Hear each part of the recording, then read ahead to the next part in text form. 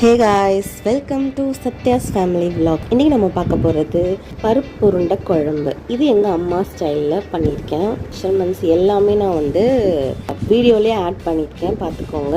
கடலைப்பருப்பையும் ஒரு கைப்பிடி அரிசியையும் நல்லா கழுவிட்டு ஒரு 1 ஹவருக்கு மேலே ஊற வச்சுட்டேன். லெமன் சைஸ் புளியில் உப்பு, குழம்பு மிளகாத்தூள் போட்டு அதையும் தண்ணி ஊற்றி நல்லா ஊற வச்சுட்டேன். வெங்காயம் பூண்டு ரெண்டும் சாப் பண்ணிவிட்டேன். ஊறின அரிசி பருப்பை உப்பு போட்டு கொரகரன்னு அரைச்சி எடுத்துக்கிட்டேன்.